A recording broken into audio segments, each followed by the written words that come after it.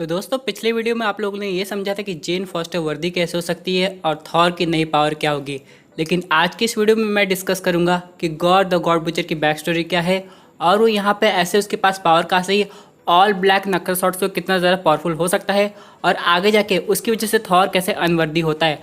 आज सब हम लोग डिस्कस करेंगे और ये भी जानेंगे इस मूवी में कौन से दो नए कैरेक्टर्स आने वाले हैं। तो दोस्तों कंप्लीट वीडियो को स्टार्ट करने से पहले आप लोग कर दीजिए वीडियो को लाइक और कमेंट करके ये बताइए कि आपका फेवरेट एवेंजर कौन है। साथ ही साथ जो लोग मेरे चैनल पर नए आए मेरे चैनल को सब्सक्राइब करके हमारी कॉमिक बुक टॉक्स फैमिली का हिस्सा बन जाए। तो दोस्तों हम लोग शुरुआत करते हैं बिल्कुल नए अपडेट से। सबसे पहले हम लोग समझ लेते हैं इसकी स्टोरी। अब यहाँ पे ये भले इस मूवी का विलन है लेकिन इसकी स्टोरी काफ़ी इमोशनल है। यानी इसका प्लैनेट खराब हो रहा था, गॉड द गॉड बुचर की फैमिली बीमार पड़ रही थी, लेकिन यहाँ पे उनके पिताजी को काफ़ी विश्वास था कि भगवान आएंगे, उनकी मदद करेंगे, उनको भी ठीक कर देंगे, उनके प्लैनेट को भी। लेकिन ऐसा हो नहीं पाया और एक दिन क्या हुआ, उनके पिताजी की डेथ हो गई। इन सब के बाद गौर की वाइफ और उसके बच्चे भी उस दुनिया से चले जाते हैं। लेकिन हाँ, एंड में उसका एक बेटा जिंदा था। अब गौर ये डिसाइड करता है कि उसे प्लैनेट से हटना पड़ेगा, यानी कोई ऐसा प्लैनेट खोजना पड़ेगा जो उसके रहने के लिए ठीक है, क्योंकि उसकी आखिरी उम्मीद यानी कि उसका बेटा बचा हुआ है। अब जर्नी पे तो निकल गया था, लेकिन ये जर्नी काफ़ी लंबी थी और जर्नी के बीच में ही उसके बेटे ने भी दम तोड़ दिया। अब यहाँ पे गॉड द गॉड बुचर जितना ज़्यादा दुखी था उससे भी ज़्यादा वो गुस्से में था। अब वो ये डिसाइड करता है कि मुझे सरवाइव करना पड़ेगा अपने बेटे के लिए, अपनी फैमिली के लिए, ताकि मैं उनका बदला गॉड से ले सकूं।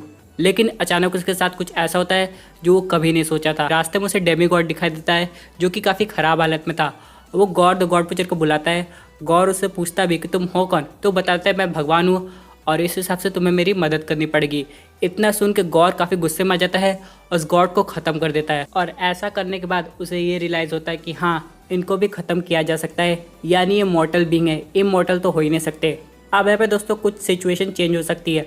अगर हम लोग बात करें एसगार्डियन के केस की, तो यहाँ पे बताया गया था थॉर मूवी में कि उनकी एज ऑलमोस्ट 5000 ईयर्स होती है। तो इस हिसाब से उनको उस समय भी ख़त्म किया जा सकता है या तो अपनी ओल्ड एज से जाएंगे। एग्जाम्पल के रूप में गॉड की कैटेगरी भी डिवाइड की गई है। यहाँ पे डेमी गॉड भी होते हैं और सुप्रीम गॉड भी होते हैं, जैसे कि सेलेशियल। अब यहाँ पे कुछ लोग सेलेशियल को गॉड मानते भी हैं और कुछ लोग कहते हैं नहीं, ये एक अलग बीइंग है। अब यहाँ पे आप लोग क्या कहेंगे? कोई अगर मिलियंस ऑफ ईयर जिंदा रह सकता है, वो लाइफ को क्रिएट कर सकता है, जैसे कि ईगो द लिविंग प्लैनेट। यहाँ पे इसलिए दोस्तों गॉड की डेफिनेशन कॉमिक बुक में थोड़ी चेंज हो सकती है। अब यहाँ पे हम लोग चलते हैं इसकी स्टोरी पे। यहाँ पे उसे समझ में आ जाता है कि गॉड को खत्म किया जा सकता है, लेकिन उसे पावरफुल वेपन भी चाहिए, जो कि उसे मिलता है गॉड ऑफ सिम्बियोट से, जो कि है नल, और वो है ऑल ब्लैक नक्कल शॉट। अब यहाँ पे दोस्तों अगर हम लोग गॉड की पावर लेवल की बात करें तो मान लीजिए 10% उसकी फिजिकल पावर है तो 90% शॉट की पावर है, और जब भी ये शॉट यूज़ करता है उसकी पावर बढ़ जाती है। यानी दोस्तों अगर 3000 ईयर से ये गॉड का सफाया कर रहा है तो इसकी पावर कितनी बढ़ गई होगी, यानी हर वार के बार एक लेवल पावर। तो इसकी पावर का अंदाज़ा हम लोग सोच भी नहीं सकते कितना ज़्यादा होगा जब ये थॉर के सामने आएगा। अब यहाँ पे इसको हराने का सिंपली एक तरीका है, अगर इसे और इसके शॉट को एक दूसरे से अलग किया जा सकता है तब यहाँ पे ये काफ़ी कमज़ोर पड़ जाएगा।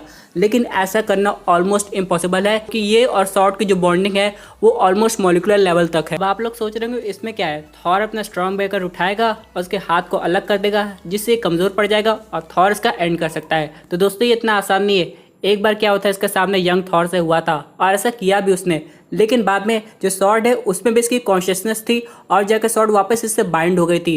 दोस्तों यहाँ तक इसे देख के लग रहा है कि इसे हराना ऑलमोस्ट इम्पॉसिबल हो जाएगा, लेकिन दोस्तों एंड में यहाँ पे 3 थॉर मिलके, यानी कि पास्ट प्रेजेंट फ्यूचर, तीनों मिलके इसे हराने की कोशिश करते थे और तब जाके वो कामयाब होते थे। अब चलिए आते हैं उस पॉइंट पे कि ऐसा क्या कह दिया था उसने थॉर को कि उससे अनवर्दी हो गया। अब यहाँ पे दोस्तों एक कॉस्मिक कॉन्शियसनेस है जिसका नाम है अनसीन। गॉड उसे बताता भी कि वो गॉड से इसलिए नाराज है कि उसके साथ ये सब हुआ। इतना होने के बावजूद गॉड उसकी हेल्प करने नहीं आए थे।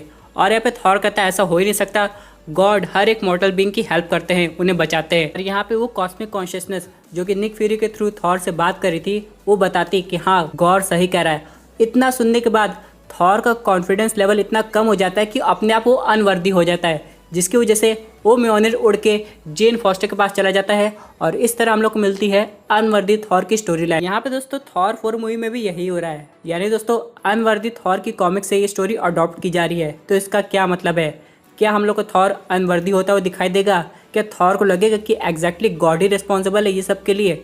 तो उसके बाद वो वापस वर्दी कैसे होगा ये तो आने वाला वक्त बताएगा। लेकिन एक चीज़ तो कन्फर्म है, जेन फॉस्टर के वर्दी होने के बाद जब उसकी डेथ हो जाती है और ओडिन के थ्रू वो रिवाइव होती है तो वापस से वो थॉर का मेंटल को हटा देती है और बन जाती है वैल्करी। यानी दोस्तों मूवी के एंड में हम लोग को वापस से थॉर देखने को मिलेगा, ऊपर से अपनी वर्दीनेस के साथ, और जेन फॉस्टर को कोई और मेंटल मिल जाएगा।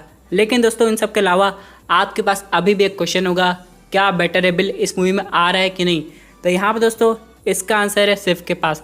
हम लोग ने उसे देखा है लोकी की टीवी सीरीज़ में, जो कि दिखाई दी थी एपिसोड 4 में। लेकिन हाँ, उनकी एक्ट्रेस ने कंफर्म कर दिया है कि हाँ वो वापस आ रही और शायद वही रिस्पॉन्सिबल होंगी या उनसे रिलेटेड बेटर एबल की स्टोरी हम लोग को दिखाई जाएगी, क्योंकि वो हम लोग को थॉर रैग्नारोक में तो दिखाई नहीं दी, यानी वो उस समय एसगार्ड पे थी नहीं। अब यहाँ पे क्वेश्चन आता है कि इतने समय तक वो थी कहाँ। तो इसका आंसर है, हो सकता है वो बेटर एबल के साथ थी, उसके साथ कोई नया मिशन करी थी और यहाँ पे वो थॉर को बेटर एबल से मिलवाएगी भी, और बाद में जाके हो सकता है थॉर अपना जो स्टॉर्म ब्रेकर है वो बेटर एबल को दे दे, क्योंकि कॉमिक बुक में ये उसी का वेपन है। अब आप लोग सोच रहेंगे, अगर थॉर अपना म्योलनर जेन फॉस्टर को दे देता है, स्टॉर्म ब्रेकर चला जाता है उसके पास, यानी कि बेटर एबल, थॉर के पास क्या बचेगा। तो इसका आंसर है दोस्तों ऑल ब्लैक नेक्रोसॉर्ड थॉर के पास आएगी। इसकी वजह से दोस्तों थॉर हम लोग को किंग थॉर के रूप में दिखाई देगा। अब यहाँ पे दोस्तों थॉर की पावर और इंक्रीज हो जाएगी। लेकिन दोस्तों हो सकता है गॉड द गॉड बुचर का एंड हो जाए, यानी ये जो विलन है ये वापस हम लोग को ना दिखाई दे, क्योंकि दोस्तों गॉड द गॉड बुचर की जो थिंकिंग है उसे थॉर बदल नहीं सकता है, इसीलिए उसको खत्म करना जरूरी हो जाता है। यहाँ पे चलिए समझ लेते हैं कि दूसरा कैरेक्टर कौन आने वाला है इस मूवी में। तो उसका नाम है नेब्यूला। जी हाँ दोस्तों, अगर आप लोग नोटिस करेंगे एवेंजर्स एंड गेम में Thor guardians of the Galaxy के साथ था और उनकी नई टीम मेंबर नेब्यूला भी बन गई है, जिसकी वजह से अगर गार्डियंस ऑफ द गैलेक्सी का इन्वॉल्वमेंट है इस मूवी में तो उसका भी होगा ही, और यहाँ पे वो हम लोग को काफी एक्शन में नजर आएगी। अब यहाँ पे आगे जाके ये देखना है कि यहाँ पे नेब्यूला का कैरेक्टर इतना ज़्यादा और डेवलप हुआ है, क्योंकि अगर हम लोग नेब्यूला की हिस्ट्री को समझे तो वो कभी एक साथ नहीं रहती है, वो हमेशा अलग रहना पसंद करती है। लेकिन इस बार उसके नए दोस्त बन गए हैं जिससे वो काफ़ी खुश लग रही है, और उसके बाद वॉल्यूम 3 मूवी में उसे गमोरा का भी तो पता लगाना है, इसलिए दोस्तों उसका रहना इस मूवी में ज़रूरी भी है। अब चलिए दोस्तों बात कर लेते हैं कि एक और चीज़ की, कि यहाँ पे 3 थॉर, एक फीमेल थॉर, उन सब के बाद यहाँ पे हरकुलिस, फिर यहाँ पे स्टार लॉर्ड, यानी इतने सब लोगों की जरूरत क्यों है एक विलन का सामना करने के लिए। तो इसका आंसर है गॉड द गॉड बुचर की आर्मी। जी हाँ दोस्तों, समय के साथ उसने एक अलग टाइम की टीम बना ली है जो उसका साथ देती है हर सिचुएशन में। जैसे कि थेनोस के पास अजीब सी एलियन आर्मी रहती है जो उसके लिए कुछ भी कर सकती है, ऐसा ही केस इसके पास भी है। अब यहाँ पे ये जो आर्मी है वो भी शॉर्ट की वजह से बनाई गई है। अगर थॉर को उस आर्मी को खत्म करना है तो शॉर्ट का कंट्रोल अपने पास लेना पड़ेगा। लेकिन अब क्वेश्चन ये आएगा, कंट्रोल आने के बाद उस आर्मी का करेगा क्या? क्या उसे अपने फायदे के लिए यूज करेगा या उन्हें डिस्ट्रॉय कर देगा? क्योंकि आर्मी की मेंटालिटी भी गॉड द गॉड बुचर जैसी होगी।